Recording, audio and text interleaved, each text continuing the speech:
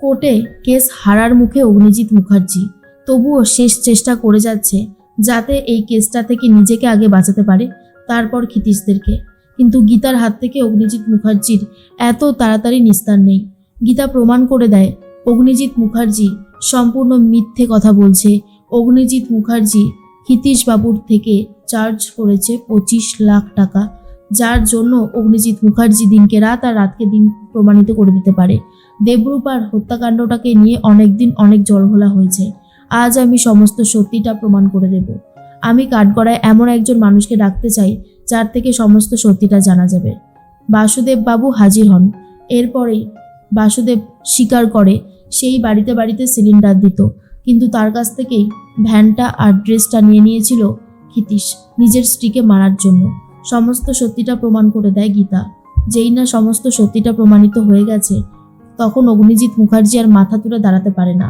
ক্ষিতীশ বুঝতে পারে তার জামানা শেষ, তার মিথ্যে বলার দিন শেষ। এরপরেই জজ সাহেব রায় ঘোষণা করে 7 বছরের জেল হয়ে যায়, যা শোনবার পর দোয়েল ভীষণই কান্নাকাটি করতে থাকে। চন্দ্রনাথ বাগিচ এসে গীতাকে বলে, তুমি আমার মেয়ের মতনই, তুমি আজ যা আমাকে উপকার করলে আমি কোনোদিনও ভুলতে পারবো না। অনেক ধন্যবাদ তোমাকে, এভাবেই মানুষের পাশে থেকো, ভগবান তোমাকে সাহায্য করবে। অগ্নিজিৎ মুখার্জির মুখোশ সবার সামনে খুলে দেয়, ক্ষিতীশকে শাস্তি দেয়। তারপরে স্বস্তিককে ফোন করে সবটা জানাতেই স্বস্তিক তো দারুণ খুশি হয়ে গিয়ে বলে, জানতাম তুমি পারবে। ভজন আর অগ্নিজিৎ মুখার্জিকে উচিত কথা শোনায় গীতা। তার মধ্যেই বাড়িতে চলে গেছে গীতা। গিয়ে দেখে তার ঘরটা সুন্দরভাবে ফুল দিয়ে সাজানো হয়েছে, চারিদিকে শুধু ফুলের তোড়া।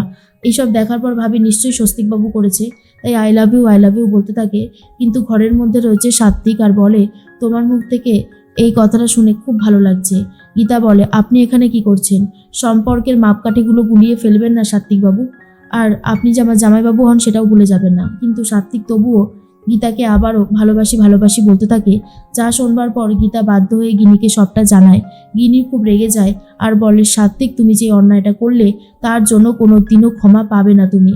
কৃপান বড্ড বেশি বাড়াবাড়ি করতে থাকে। পদ্মকে নিয়ে কৃপানের বাড়িতে গেছে গীতা, নিয়ে গেছে কিছু চুড়ি আর বলে, নে পদ্ম, এবার কৃপানকে পরিয়ে দে। তখনই পদ্ম কৃপানের হাতে চুড়ি পরিয়ে দেয় আর কৃপানকে জব্দ করে।